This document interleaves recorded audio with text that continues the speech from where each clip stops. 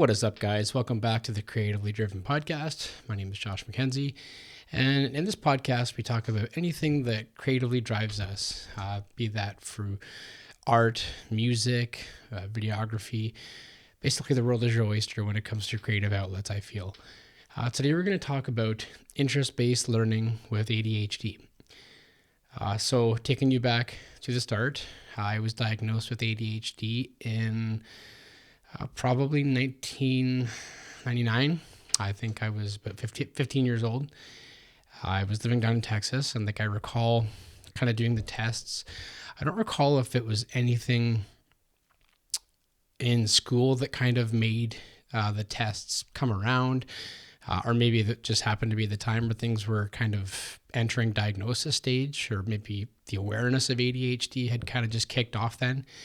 But I ended up being diagnosed with it, and I was prescribed something, and I didn't even make it through like a full prescription bottle.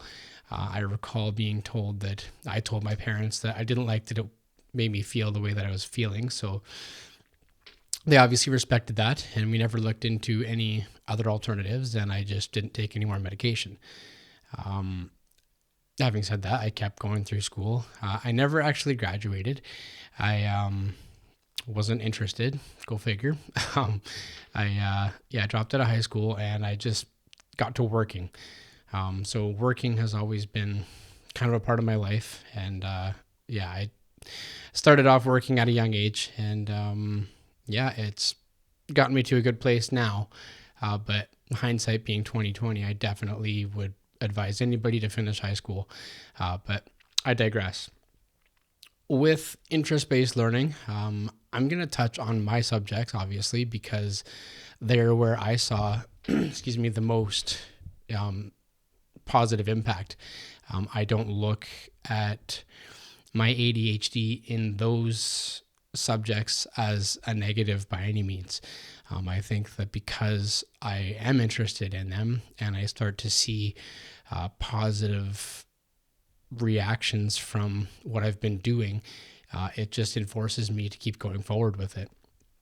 So say, with, I guess my first love, music, it was one of those things where you have to push yourself anyways, because nobody was really around to teach me. I suppose I could have looked into music lessons, but I didn't. And YouTube was it was still relatively new to me, I think. It was still in like the MySpace era. So I had just listened to music and, played along. And once I was able to kind of, hold a beat, learn about transitions between different parts of the songs and whatnot, I would, put on music and try and play along with the song. And once I was able to get to a point where I could, play through a song, I was stoked, honestly, because I felt like my hard work wasn't for nothing. There's obviously moments in anything that we are driven to do that we're going to have hurdles. And I think it's how we approach those hurdles and get past them, or, reassess where we're at or we want to be and which way we're going to go to get to where we need to be. I think that's going to be what sets us all apart. And when it came to photography, looking back at some of my first photos, it's you laugh, honestly, because you wonder how you got so far. But we all start from nothing, right? We all start from ground zero. We all have to learn how to do what it is we want to do. And I feel that a lot of things are inspiration based. And if we see somebody's work and think, man, I really want to do that. I really love what they've done, and I want to know how that works and how they got there. That's where we start our steps forward in our own journey.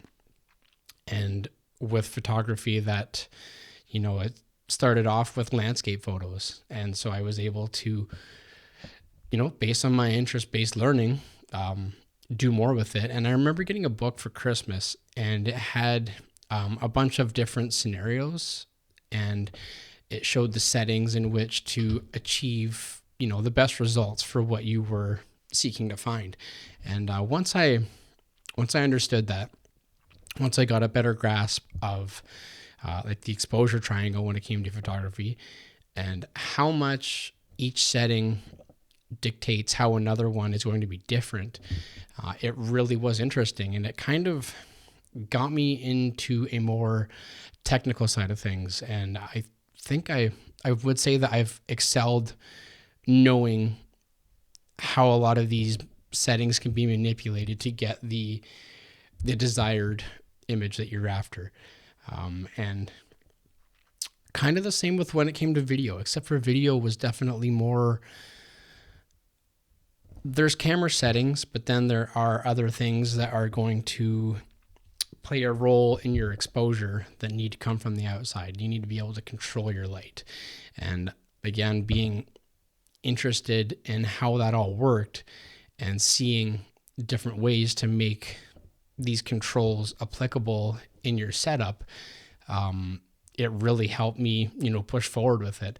I was able to come away from different projects and different videos that I had shot, and again, just being, really curious about how this works and figuring it out, and just being really interested in seeing where it can go. I think that really helped push the envelope when it comes to that. And I guess as far as, really just kind of producing like videos and any kind of things that you're putting together, I believe that, interest-based learning will help you with that. I've got some things here where they define it as interest-based learning is an educational approach that enters learning around a student's individual interests and passions, aiming to foster deeper engagement, motivation, and a lifelong love of learning. When I read that, it really resonated with me. It felt like it was about me, I've been able to push myself more and move ahead at whatever pace I've kind of set for myself, unknowingly. I feel like it's a subconscious thing, but it depends on how much time you have on your hands. If you have the time to kind of dive into things, and depending where the rabbit hole you end up going, you can set yourself up for success.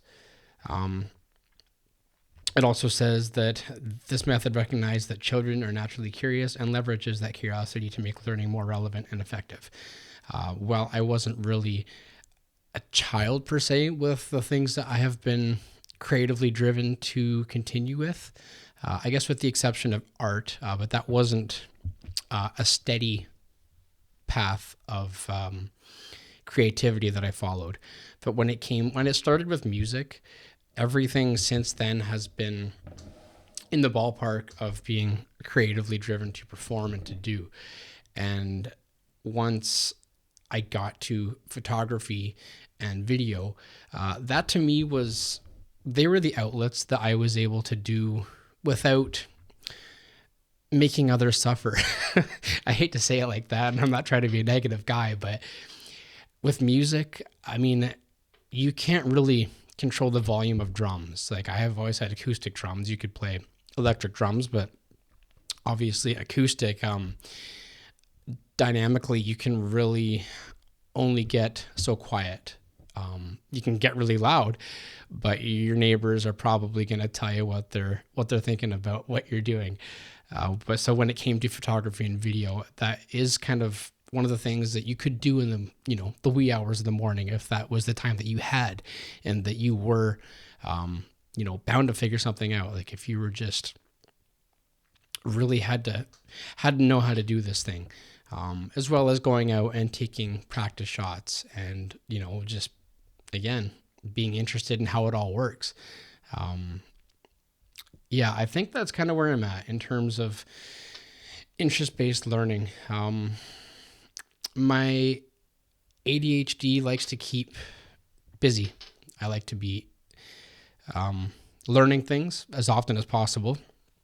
And the fact that I'm 40 years old and I still want to learn things, even with my trade, like, I'm a heavy-duty mechanic by trade, and I really want to always be learning more. Like, if I'm not mentally stimulated, I kind of get bored, and